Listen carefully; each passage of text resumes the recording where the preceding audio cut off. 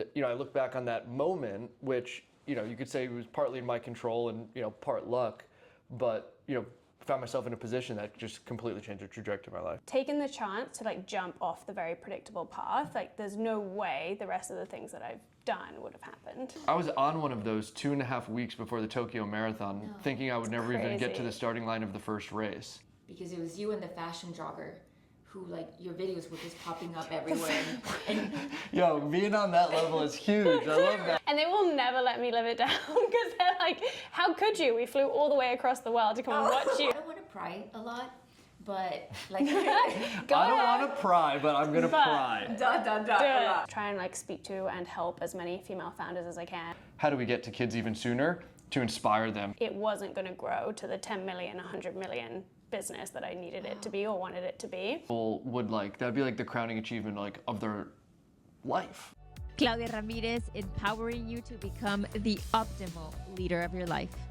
Let's turn on the Mindset Mic. Miri Buckland and Rob Dalto, welcome to Mindset Mic. Thank you. I am so Thank excited because it is the first time that I interview a power couple. And I have to say, this actually came very unexpectedly because I gained up the courage to message both of you at the same time. You're probably sitting next to each other. And this is perfect. I always like starting with a question that you've probably heard me ask before. It sets the tone, and I'm curious about you. What is something gutsy that you've done in your life to get to this moment in time where you are today? In New York, in your careers, in your passions? Great question. I'll let Rob go first. I was gonna do the exact same thing that Miri did. Well, firstly, we'll say thank you for having us. Yes, first we'll say very thank you for kind having of me. you. We were not in the same room. No. But then then I mentioned it, or she mentioned it, and I was like, it's so cool that Claudia asked me to go on the podcast, and he was like, wait, me too. and I was like, we need to do it together. Let's see if we can do one together. Absolutely. So here we are. Yeah, so here we are. So, yeah,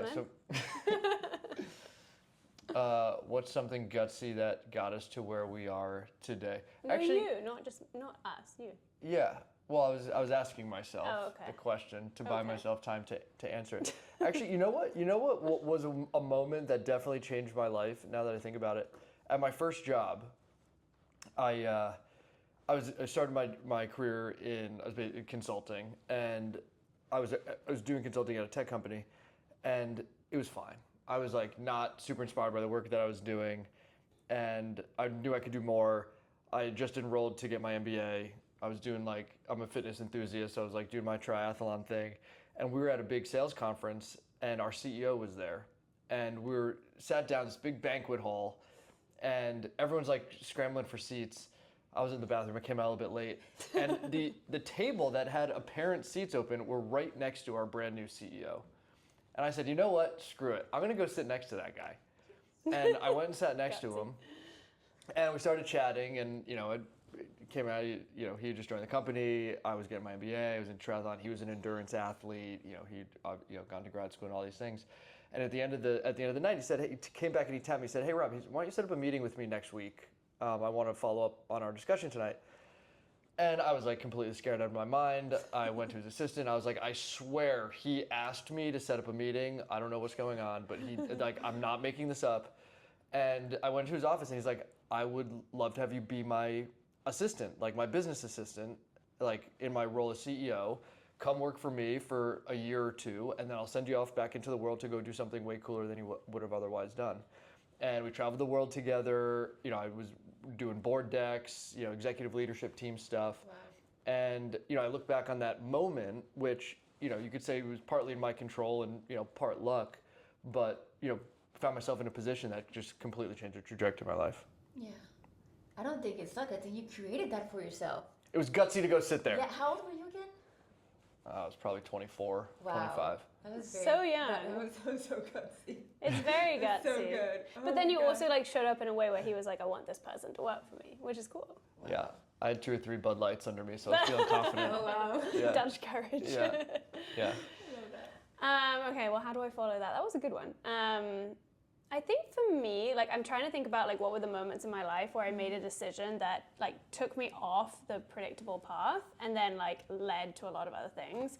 And I think that like obvious one for me was like I was working my first job straight out of university. I was working at Sky TV in London, which is like a big TV company.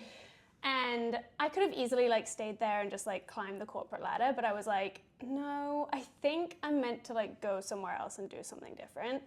So I didn't know anyone who'd been to business school, been to grad school, but I decided I was just gonna like go for it and I was gonna apply.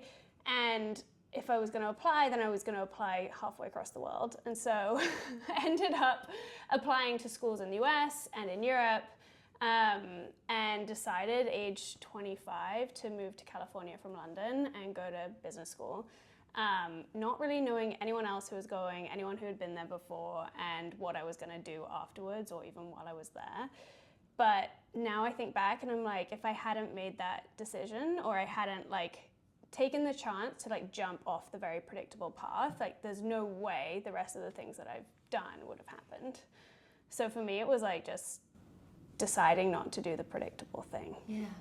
That is so big. And you are so humble because you're not saying where you went to school. You're just saying California. I went to Stanford, yes. And I love that. I mean, it's following that gut feeling. It's definitely a scary thing. I mean, you both did it. But it kind of like just breaks that barrier. And I feel like if you've done it once, you can do it again and you just keep replicating that. Yeah. A theme that I see with both of you as like an outsider's perspective, and I'm not going to pretend like I know you like on a deeper level, like I know who you are, like oh no, I get to know you through what you share, and you are like the poster person, and I say this in the best way, of more than one thing. And I mean, as somebody who has been, I mean, I'll say like I've been intimidated by people who seem to have it all together in business or in career or in the running creator space or in the relationship space or in many different things. You think like, oh, maybe I'm not successful because I'm focusing on different things. Or maybe, you know, you've heard people, I think I heard the other day, a big entrepreneur talking about if you focus on different things, you're being arrogant because you need to focus on one thing. And he was talking about like different things in business. But just in life, I think it's so easy for us to fall into the rabbit hole of, I need to just focus on this. And you do many things very well from what I see. I mean, from your company to your social circles to your nonprofit foundations and the impact that you have in not only the community in New York, but also extending to other areas of the world. So what do your habits look like in your routines to get to that one person who does many things very well? Like, what does the day-to-day look like? Where do you even start? I don't know if I always feel like I'm doing it very well, I have to say. Like, I think probably from the outside, I could see how somebody might think that, but I wouldn't say I always feel that way, I guess, to start. I think for me, it's been like a bit of a realization. I think I've thought the same way as you previously, that like, okay, if I'm going to do something, I'm going to go all in and focus on that one thing, and that's the only thing I'm going to think about. And I've just learned that doesn't make me happy. Like, honestly, it doesn't make me happy. It doesn't make me like show up in the best way in those spaces. Like, if I am only focused on work and I don't have any time for my friends, family, exercise, whatever else I want to do, I'm just a miserable person. So it's not going to produce like the best results anyway. And so I kind of think about it as like, how do I carve out time for all the things that will like add up to a better whole? Practically, how do we do it? Don't get a lot of sleep. No, honestly, I have been like working with a coach recently, like a leadership coach, and he's really helped me with being like very strict about like, well, more strict about boundaries on my time. So like knowing what time I'm going to start work, what time I'm going to end work, carving out like half an hour for a walk in the middle of the day, or half an hour to send a voice note to my sister, or like to call a friend, and just like building those things into my calendar, because like otherwise I always feel like I'm scrambling. That's big. Yeah, it's really helped. It seems so simple, but it's like, unless it's on the calendar, it's honestly not going to happen. Yeah.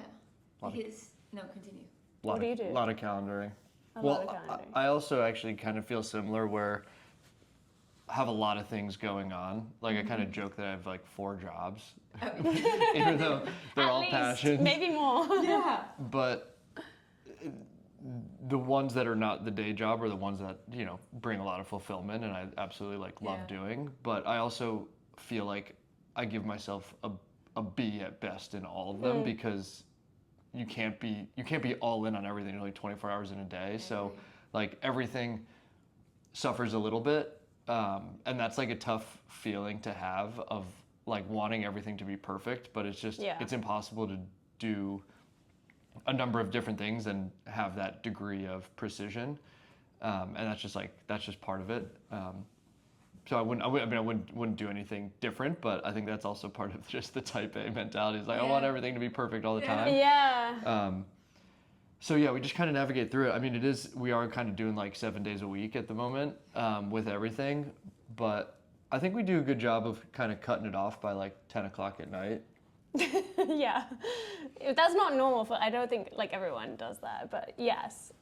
Yeah. It is pretty full on.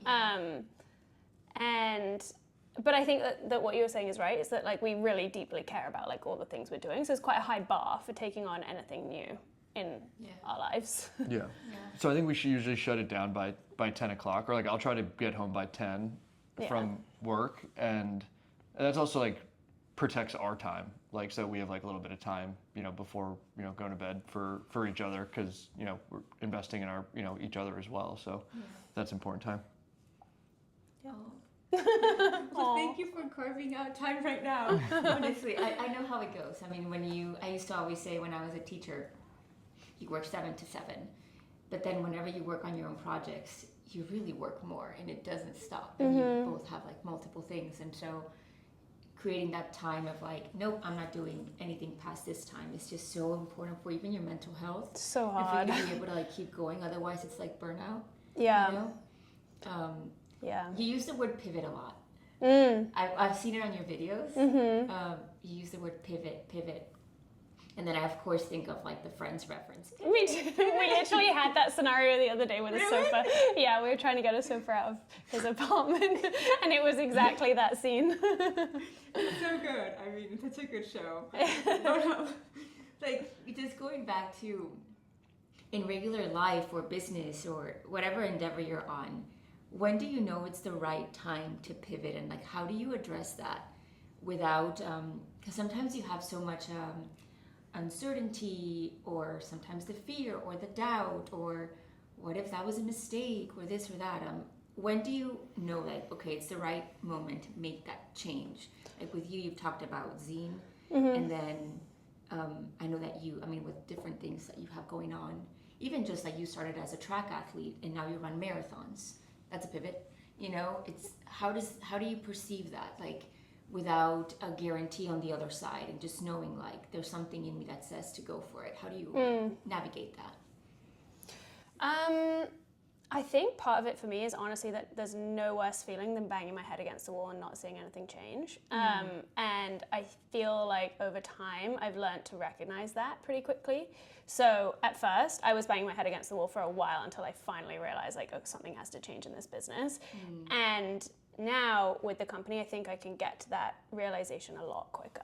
And sometimes it's just like gut feeling, and sometimes it's like looking at the numbers, looking at the data, like in a business sense at least.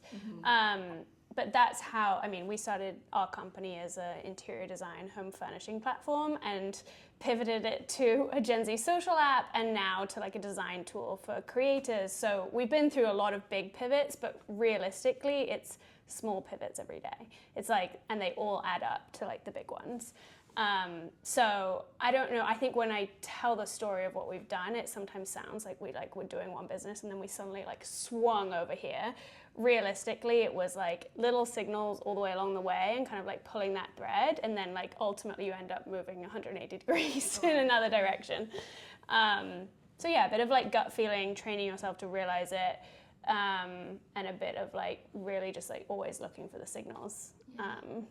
Pivoting is a superpower though. I've come to recognize in your work that it's like the ability to do it the right ways and like decisively is a superpower. And I've been like super impressed with, so before it became Zine, you guys had Landing had 1 million downloads. Yeah.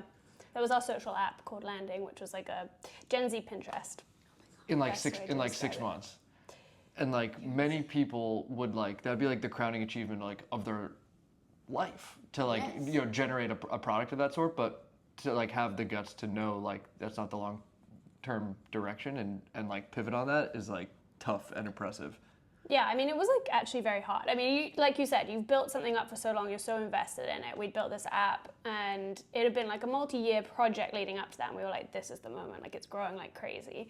And we had built a team and everything. And the decision to shut it down was like not easy at all. But I knew in my heart of hearts that like it wasn't going to grow to the 10 million, 100 million business that I needed it to be or wanted it to be. And so then I just felt like, okay, well, I've already spent 6 months like banging my head against the wall trying to make this work, and life's too short. Like I can't keep doing that. I have to kind of like admit and recognize when there's actually a bigger opportunity over here, and like that's what I want to be chasing. So yeah, it's definitely hard like in the moment, and it's a lot harder to then execute on that, but I feel like getting to the realization has gotten easier and easier. That's so brave. Do you think, for instance, the move to California from the UK and that going really well, do you think that has any sort of influence or impact on these decisions that you make on the daily to... Yeah, absolutely. I think it's like all about trusting your gut. Like I just knew that I was meant to like leave London, go somewhere else, do something different, and that worked out. And so now I'm like, okay, each time I get that feeling of like something needs to change, I'm like, that's really exciting to me because I feel like there's something awesome on the other side of it that I just don't even know what it is yet. You are so awesome. And I'm so happy that you shared about the downloads and everything, because it just gives you a better context, like for me and whoever's listening, about the greatness of what you've built. Thank you. I think when you talk about it on Instagram and you follow Zine, you make it seem so simple and just in the best way possible, like so normal and doable, but it's not. It's a very, very big thing that you've done, and you've worked really hard. Thank you. And I appreciate just how down to earth you are whenever you talk about it. But I also hope that you know how tremendously cool you are. Thank you. Well, Yeah. It's impressive to watch. Yeah. As a startups bystander. definitely keep you humble. That's for sure. Yeah.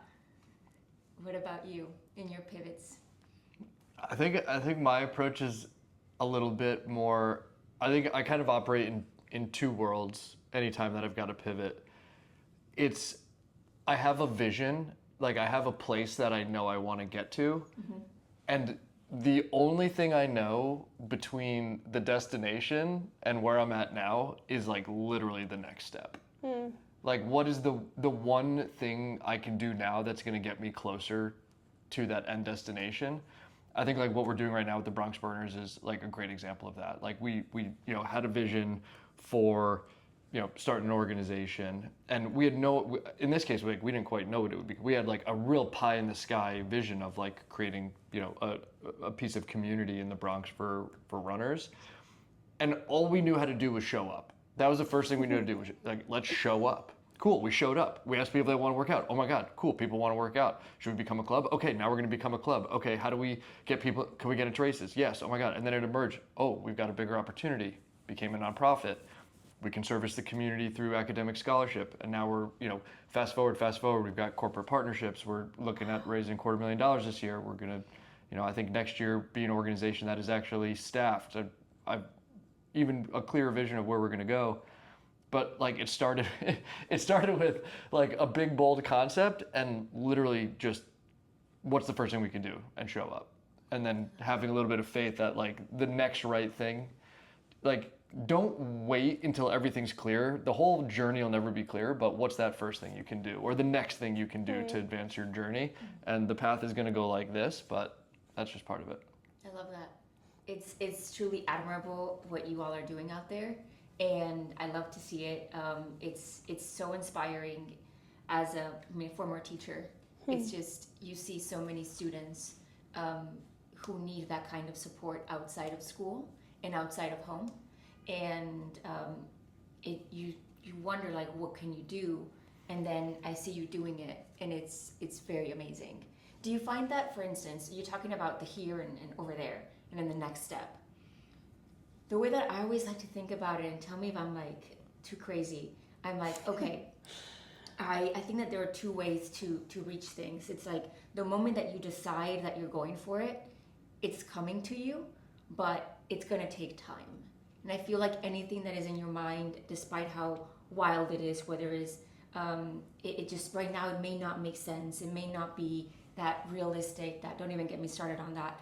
It's the 100 million downloads, it's the insane impact that you could possibly imagine for the Bronx burners.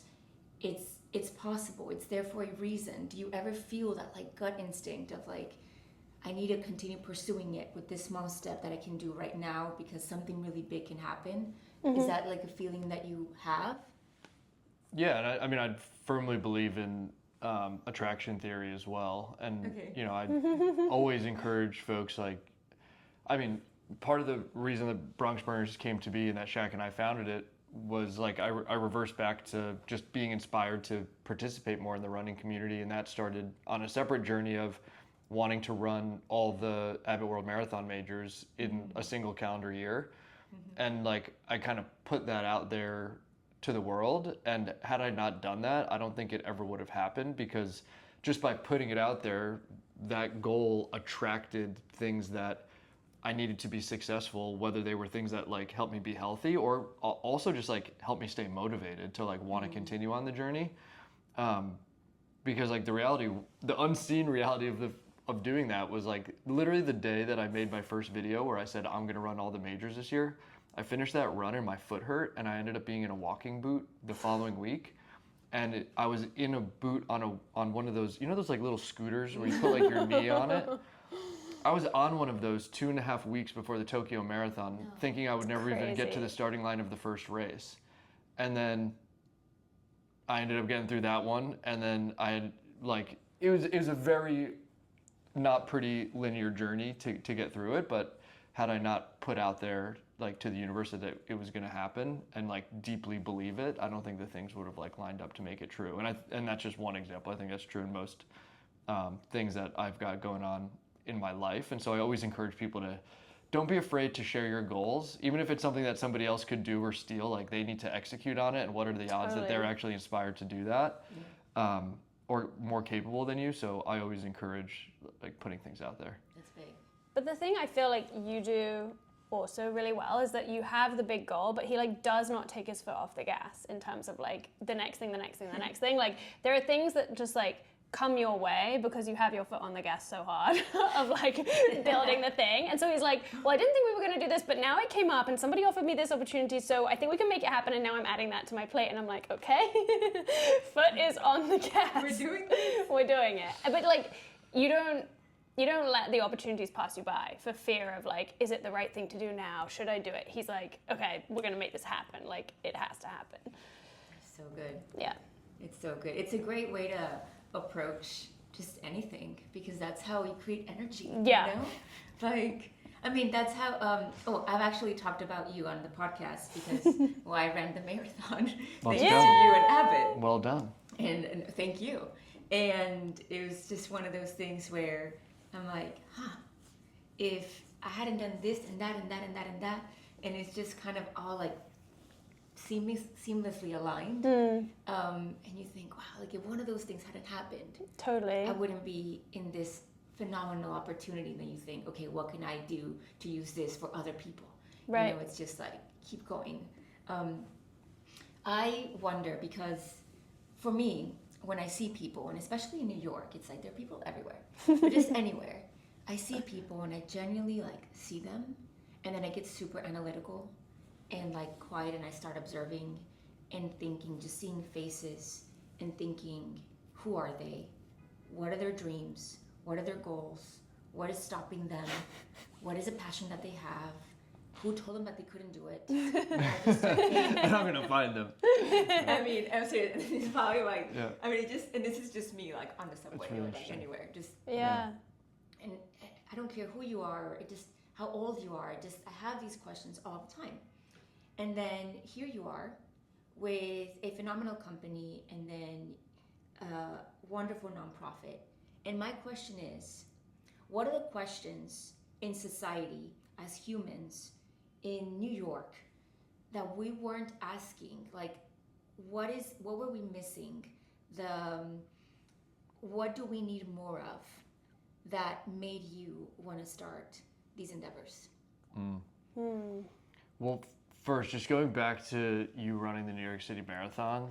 So, Thank you. I love that you look at people and you wonder those things. That's so cool. And I know, like, tonight when I'm on this stuff, I'm going to look at everybody. I'm going to be asking, like, I'm I'll be looking, wondering all those things. It's amazing. And also, like, I think that's a great way to just, like, I'm going to take that to, like, work tomorrow as well, like, in how I, like, interact with people and think about people. Because everyone's got their own stuff, right? Yeah. And, like, you never know what somebody's going through, positively or negatively. And so I think it's good to, like, take a step back and observe and try to digest in that way and think of people as, like, you know, complex beings from a 360 perspective.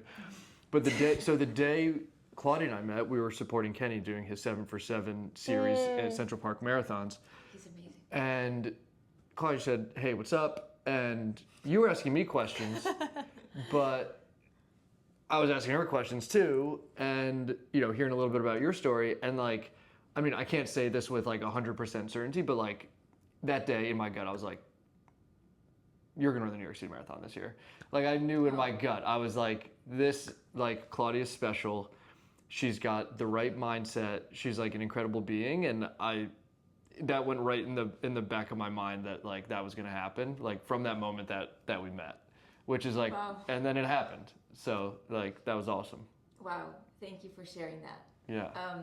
I had followed you exactly on, like, I think the marathon previous, like in 2023, because it was you and the fashion jogger who, like, your videos were just popping up everywhere. and Yo, being on that level is huge. I love that. That's hilarious. That's crazy. And I'm in the UK, just like, oh my God, I'm gonna run the New York City Marathon. Yeah. Okay, so we're gonna, and that was like an incentive to come here to run the marathon. So naive. Wow. And when I saw you, I didn't want to say hi at the store because I was like, one thing that I have, and maybe it's something that I need to work on, but I don't like people feeling like I'm trying to get something out of them. And I was like, I can't imagine how many people go up to him and try to start a conversation and get something, I don't know. And I don't like people feeling that way. And so I didn't say anything. And then we were running and I was like, hi, I'm Claudia. And I just, like, running, like, shake your hand, but didn't think anything else of it. And so thank you for sharing that, because I was in my, like, shy mode, don't want to talk too much, because I don't want people to get, like, the wrong impression of, like, oh God, this girl, like, she knows, like, I have a big community or something. Like, I just don't know how people are typically approached, but I just know how I am and how I like people to feel, and or not feel, you know. And so thank you for sharing that. Yeah, for sure. Because I don't think I ever shared that with you, but I was definitely invited. That's hilarious. That's really funny. That's really funny. I mean, I don't know if I have, like, a good answer for the question on, like, a societal level, but I think I've definitely observed, like, I think a lot of things that fuel us are, like, seated in things that we probably experienced, like, long ago, and, like, you know, part of our upbringing, whether that led to, like, things that inspire you, motivate you, like unfinished business. And I think a lot of things that I find were, like, values, like, in me growing up, were things that, like, I'm now that I have the, like, ability to, the knowledge, the capability, the access, I'm able to, like, bring to life in a way that couldn't do before. Things around community, and I'm, like, quite passionate about, like, inclusion and equality and, like, creating opportunities for others. And I feel very blessed to have the life that I have now. And it means a lot to me to be able to, like, pay that forward and like, share in that experience with other people.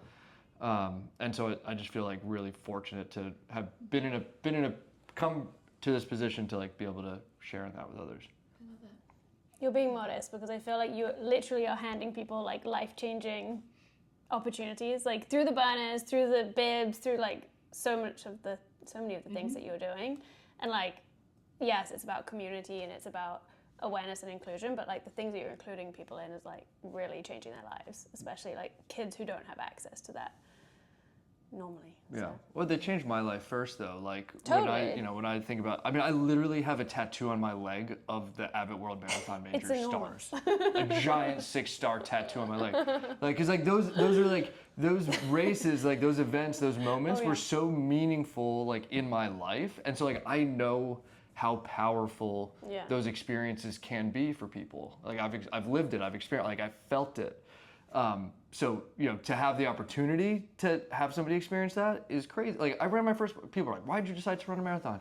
I'm like, I don't know, I'm crazy. The real reason, I wandered outside on a Sunday in November and I saw people running the New York City Marathon. And I was like, this is crazy. Like this is like the most energy, like you just see the greatest side of humanity on a day like that. And then then like a year later, I'm like, oh, what about that marathon thing? Because you like that energy is so palpable and so unique. So if you don't intend to run a marathon, don't spectate one, especially the New York City Marathon, It sucks you in. because you'll get sucked in. And That's then what happened to me. 31 marathons later, now we're having this conversation. 31. I know, it's crazy. Yeah. It's Hold on. crazy. That tattoo, oh my gosh, I don't have one, but you're giving me Oh, you ideas could for get how one. to pull up. I was gonna be Oh, like, now I got to add a 7th star on it too. Oh, yeah. So oh, can you modify it or do?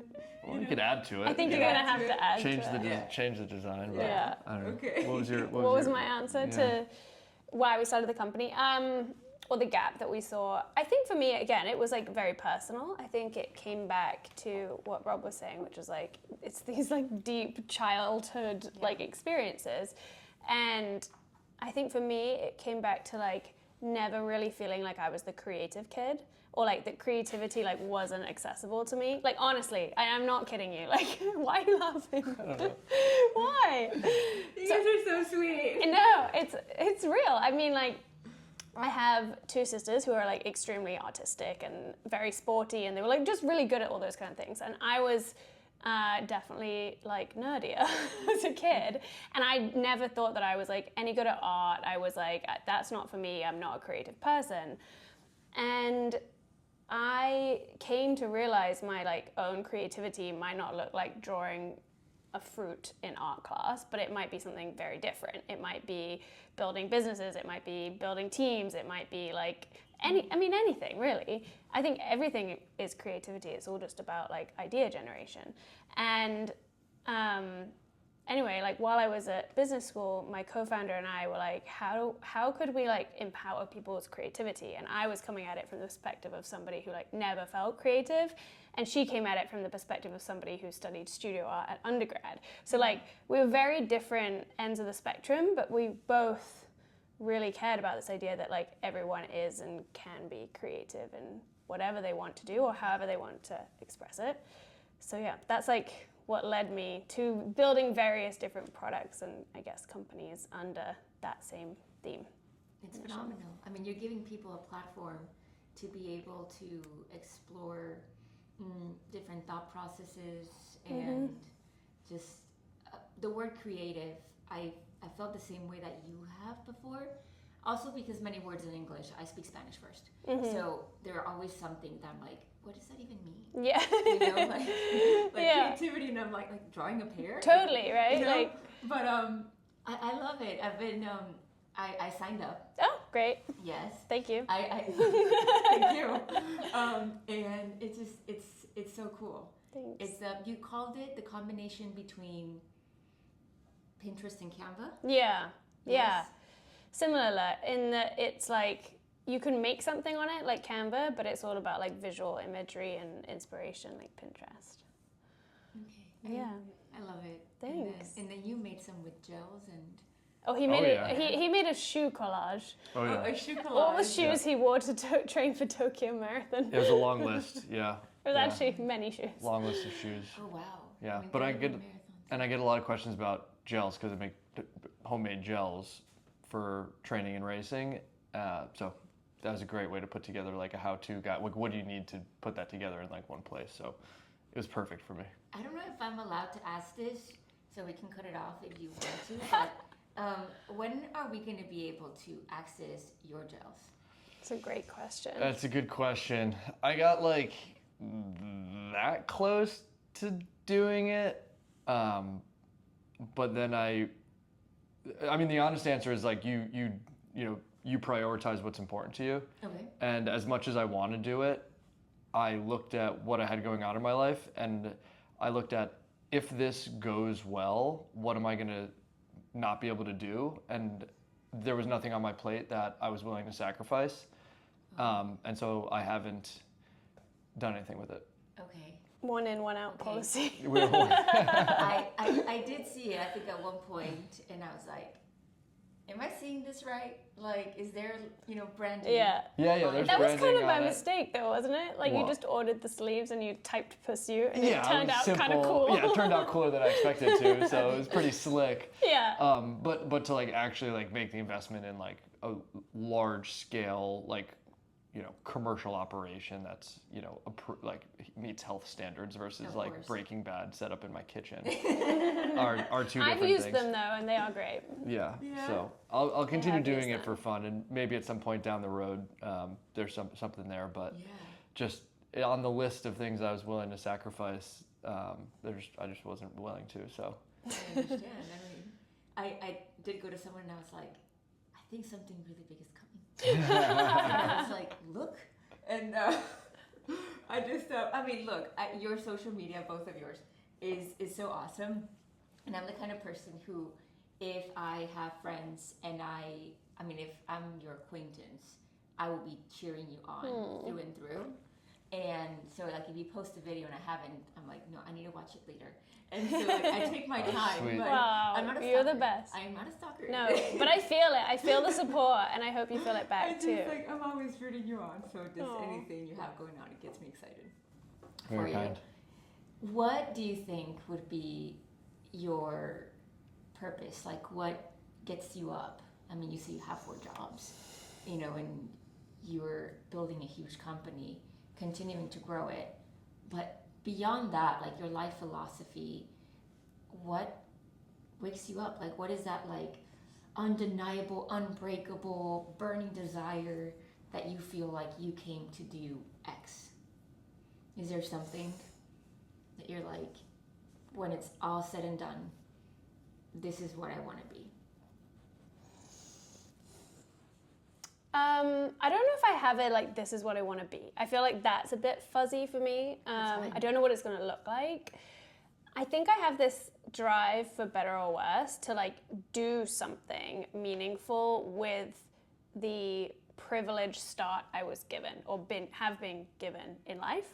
I've had like amazing access to education, like amazing family, and I just feel this like it's my like duty and obligation in some way to like turn that into something that's going to benefit more people than just me. So that's like maybe where some of the like achievement mindset comes from, for better or for worse. Like there's definitely downsides to that. But I definitely feel that sense of like there's a duty or an obligation. It's like, I've been so lucky. I was just literally like, of all the millions of people, billions of people on the planet, like this is what I've been given as my like tool set to use in my life. And like, I better put that to good use. Like that's, I guess, what drives me. And I want to make sure that that's like a positive impact. What that actually looks like could look like a million different ways. And sometimes I think that's what I can find hard, is like, oh, I could be doing this, I could be doing that. And it's hard sometimes to just like stay on the one path, but I think I'm pretty like open to where it takes me. I love that. Yeah. I like the idea of having the toolbox. I always like to think of, I guess my definition of like a dream is a glimpse of what your life can become if you use the tools you have and equipped with wisely. I don't know, I just kind of think and of course a dream turns into a goal and so on and so forth. Totally. But it's like all these tools, and the more that you walk in life, the more that you can add to your toolbox. And then some tools get rusty and you kind of have to like replace them. But it's just so powerful just to think, not everybody, I think maybe in your circles, you're used to, I can't assume, but like you're great people. And so you attract great people. But not everybody thinks of like, oh, I have these tools, how can I use them to help other people? So it means the world to hear you say that. Thank you. That's really special. That's so kind. What do you think? Well, I think a couple of things. Also, she's the best. Oh. The best. I think it's kind of interesting to see how things change, like priorities change over time, like in our own lives. You know, I think about like what's important to you in like high school, college, early professional years, later professional years, and like I think it'll shift again.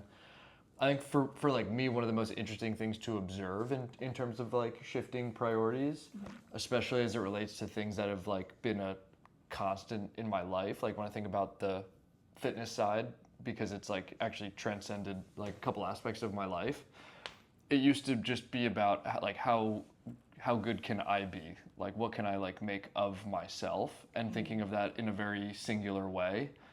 Whereas over the last couple of years, and especially since we launched the Bronx Burners, the like what can I be is like not about me like at all anymore, but what can I be in terms of making a broader impact. So when I wake up in the morning and there's like the things that are hard to do and the things that are easy to do, I find anything that's community oriented or just supporting others in some way is like what is giving me energy versus like soaking energy away. And so that's like definitely like the bright shining engine in my life right now. And I think there's going to be like an aspect of that, you know, forever. There's, you know, probably been glimpses, like evidence of that throughout my years. Like I always like being in a leadership position, like of, you know, clubs or teams or, you know, whatever. Frat in college. Did you like, really? Oh yeah, of course. Frat Of course he president. did. Are you bringing them out to run marathons now? I've friend, yeah. I would recruit him. I saw the Why photo not? of the She frat saw, the like, other day, and I was frat composite. Yeah. My mug in the middle of it. exactly what you'd expect. So like I always found myself like, you know, in those positions, but like, you know, from like a good place of like thinking, hey, what can I contribute to like the betterment of this, you know, community or organization or team in whatever sense. And so I think that's always been a constant that in whatever however I'm able to allocate that is something that gives me a lot of fulfillment, and like I'll probably, you know, forever continue to do in whatever form I've got the opportunity for that to take, whether it's something I'm a part of and can help lead, or in this case, you know, be a leader in from the beginning. I love that. I can see that, the community aspect, because not many people can draw masses, and you do that very well. Thank you. And it actually makes a difference. And I think that's where the very special component comes in. It's not just for vanity metrics. Totally. It's to make a difference. And I love how do you have it on like on your bio? Everybody has a story. Is that what you have? Mm-hmm. And I can see that in you, like how you just get curious about people and their background, and you ask questions, and you're just building something really big. So a frat, what was it called? No, seriously. Phi Delta Theta. Phi That kind Phi of Delta. Phi Delta. Phi Delta. Phi Delta Theta. Phi Delta. Okay. Delta. I love that. No, like not a bad thing. It's just I did not see that one coming. Hey, that's U.S. college culture here. So. Yeah. Yeah, for sure. Yeah. They used to throw some good parties for sure. Yeah. No doubt. We used to have water parties. We would do this thing. It was our excuses. We were cleaning the basement at the end of the night after parties, but we would just like take the hose off the washing machine, and like just spray. Like we just have hoses going around the basement, and we'd like throw like soap around, so it'd be like sudsy, and we call them keg slides. So you like slide across the basement on like your stomach and into like a keg stand. Oh my god. Wait. This is how boys clean. Yeah. In the basement, where would the water go? Well, there's like a drain at the bottom because there's like the basement, so there's a drain there. But yeah, sometimes you get like a water party rash. Oh my You don't want A that. rash? Yeah, Oh why? no, a rash. Oh my god. Like, my gosh. yeah, it was college. Unidentifiable rash. College, From baby. Let's go. Yeah. Okay, so speaking of fun times, and then you're talking about the marathon and just being electric. Is there, because you also ran the marathon, I actually have a screenshot of where all of us are on the same like. Oh, really? app. Yeah, yeah, really? Oh, yeah. amazing. Yeah. It's us and a few other people. I think Kenny's in there too. Oh, nice. So you can see just all of our initials just going up. Running and down. away. Oh, that's fun. I think That's it's in awesome. the Brooklyn area, and then you guys were already across. That's awesome. And so, but like, is there a moment in the journey where you're like, oh God, like it was so fun. I mean, you've done 31, but I mean, I've done one. And was that your first? That was my first too. Yeah. Go us. Heck yeah, well done. Is there like a moment where you're like, I'll never forget that? Oh my God, I mean the whole day for me. Like I came out of the race, I was like, that was the best day of my life. She said that. My sister was like, what about my wedding? And I was like, sorry, it still wasn't.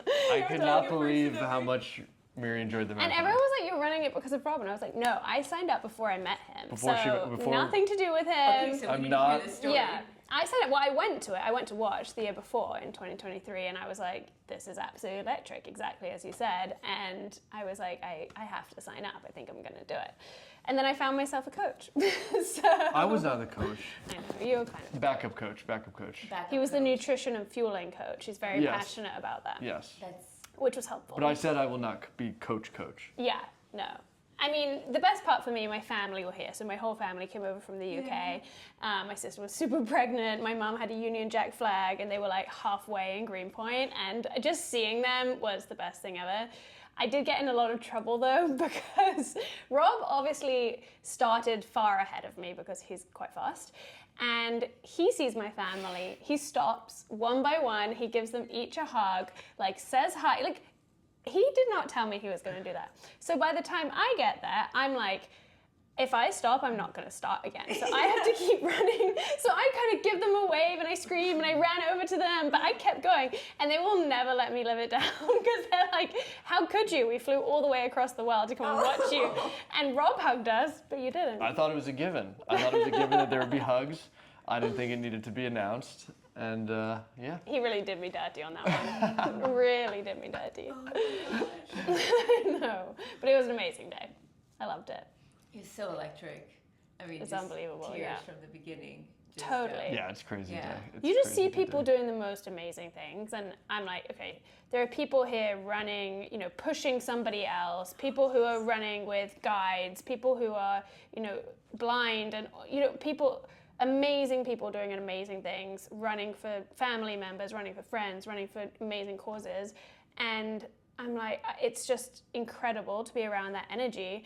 And honestly, it made me think, well, I can at least put one foot in front of the other and finish this thing, which was not easy, but it was like so just an amazing moment to see like humans coming together in that way. And to your point earlier, like just to think about like what's the story behind each person here, because everyone had a reason like for doing it and for being there.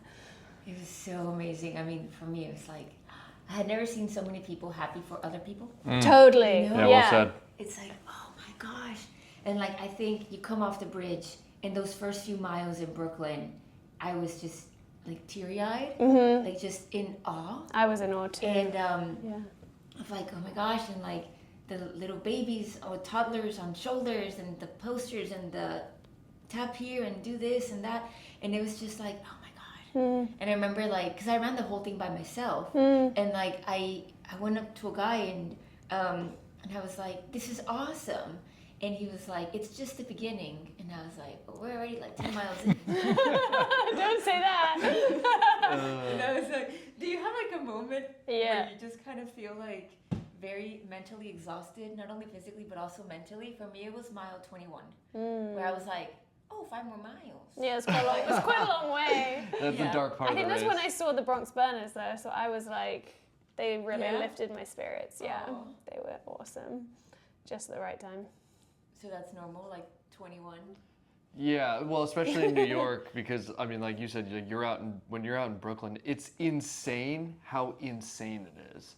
Like you're just a couple miles into the race and you're like floating down the street. Yeah. And like the sides are like closing in on you. I mean, it's really, there's nothing like it. So I felt like an Olympian, like running out to the yeah. stadium. I was like, I can do anything. Yeah, totally. It's really unbelievable. Yeah, it's special. It was an amazing place and an amazing thing. So I don't want to pry a lot, but like I don't want to pry, but I'm gonna pry. Do it. a lot. No. I'm like serious. curious what's coming. Just, I mean, you've talked a lot about your journeys, but I just want to pick your brain a little bit on your relationship and. Oh, here we go. For instance, no. I'm not going to get into No, I like. did say I had some big questions to ask. Yeah, I'm getting uncomfortable. No. No, I'm joking. No. Oh. I'm joking. I'm just because I can see the dynamic. I can see how you support one another. How has her journey inspired you, and vice versa? His journey inspired you in your respective journeys. Yeah, well, two things. Well, I mean, I love a lot of things about you. Oh, thank you. Yeah.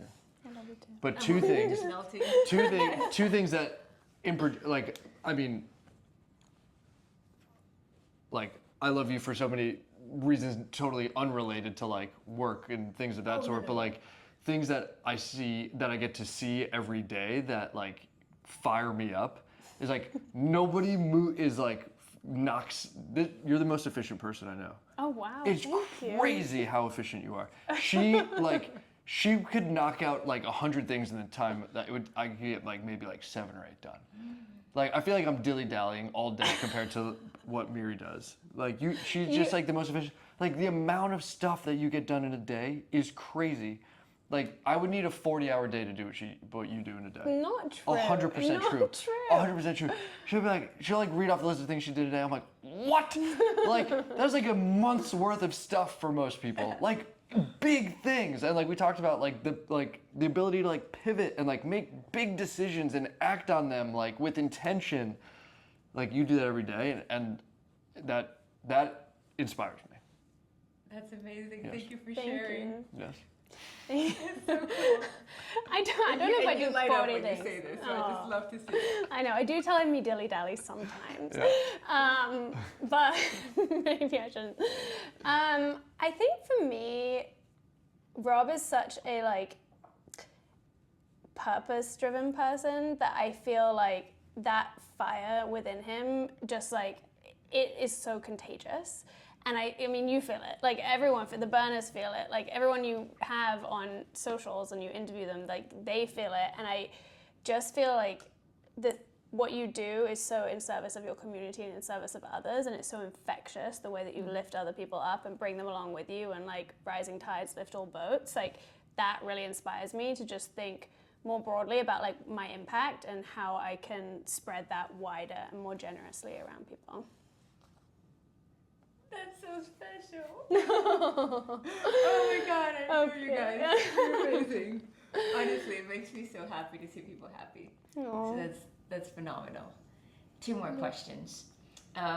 For people who want to support you and learn more about, everything's going to be down below, but anything specific for people to support you, get to know more about your story, get involved with what you do, what would you want to share or want them to know? www.bronxburnersrc.org. Yeah, do that. Well, just sharing a little bit, but like we're a nonprofit. We're focused on building community and opportunity through sport up in the South Bronx. We do that through health and wellness, academic initiatives, and mentorship activities. So if you're interested in like giving back here in the New York area or want to palpably make change in the community, I think one of the very unique things that we have to offer is that anybody who's engaged in our organization will feel the impact that they are having on the world and on the community. Quick anecdote, last year we had a New York City Marathon charity team. That team of 8 people raised $30,000. They all had to raise a minimum of 3. Every single one of them exceeded their goal. And a big piece of that is because they saw the impact. They knew the kids that were going to be impacted by the contributions that they were making. And literally, it was a situation where you raised $4,000, that turned into a $4,000 check that was handed out on our scholarship night, the week of the New York City Marathon.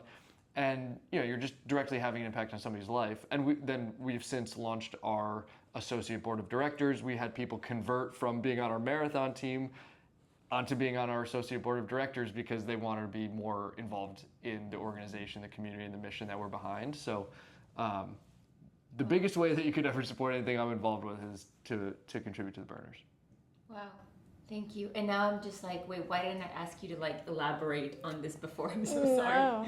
It's so inspiring to see you guys out there with the checks, and just you're right. You're actually seeing exactly where it goes and who's going to support. You can follow up with them. It can be you're part of their story. Totally. And Yeah. wow, it's not to be taken lightly. Yeah, no, it's shocking. It's amazing to see. Sometimes people don't know what they don't know, and I took for granted what I had access to growing up, just in terms of guidance, advisement, folks who are looking, role models, like who's looking out for my best interests and what they believe those best interests to be.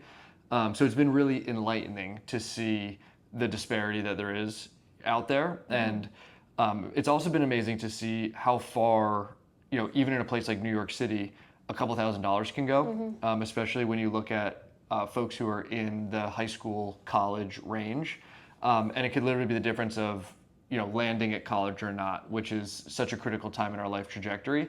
So what we focused on last year was making sure that folks who had the intention of going to college were going to land there safely, just kind of get there and get their feet under them. And then this year we're focused on continuing that, but also how do we get to kids even sooner to inspire them to increase that trajectory, and then cross that bridge to college when they get there. So we're launching our mentorship program with corporate sponsor. We've got a big program coming up with the Liverpool Foundation from the Liverpool soccer club from Europe. We're gonna have some big announcements coming up. Partnership with the Sydney Marathon in Australia. So we've got a lot of really cool initiatives. We've been helped by Deloitte as well quite a bit in our strategic planning, and we've got a day outing planned with them in the coming months. So lots of cool stuff going on there, and we're gonna have a big impact. That's amazing. You're making it happen. Thank you. This is what I mean by his foot is on the gas. Exactly. He says I do 40 things in a day. So does he. Wow. Yeah, it's pretty cool. I think for me, you can obviously sign up to Zine. It's info.myzine.app. It's a website, not an app. It's slightly misleading. But you can try it out, play around with it. I think also the other thing that I really care a lot about is just how inaccessible starting a business is for women, and how few women start businesses or are able to get funded for those businesses. So that's more of a kind of side passion of mine, where I just try and speak to and help as many female founders as I can who are trying to start out on their journey, don't know how to start, where to start, maybe don't have the connections to get started. So anyone can reach out to me on Instagram or socials to chat if they want to. Okay. You're so approachable. Seriously, you've been thinking about it, reach out. Yeah, please do. Honestly, it's so fun for me. I love to hear what people are working on and why, and if I can help at all, I'm always really happy to. And I love the website component of it, because it gives you time to focus on that. Yeah. Instead of being on the phone. Oh, it's so nice. It's like a brain break. Yeah. No, it's amazing. And you get to see it there. Yeah. I know. Absolutely. Thank you for that. And okay, last question. Somebody who's out there listening, they want to do something gutsy. Maybe they want to start a nonprofit, start a company, anything, run a marathon. What would you tell them to push them over the edge for them to do that gutsy thing? I'd ask them what the one thing they could do today to take a step forward in that direction is, and just do that one thing. Yeah, that's exactly what I was going to say. But I was going to say, take what you think is the first thing or the minimum viable thing you have to do, and then dumb it down 10 times. Literally make it hackier, make it simpler. I feel like people always think that the first version they put out into the world has to be perfect, or it has to be the thing that's going to work. We've talked a lot about pivoting. It's probably going to end up looking completely different to what you start with. So just put the thing out and don't waste another day waiting. Okay, we're doing that. Yeah. Thank you so much. You guys are amazing. Thank you. Thank you.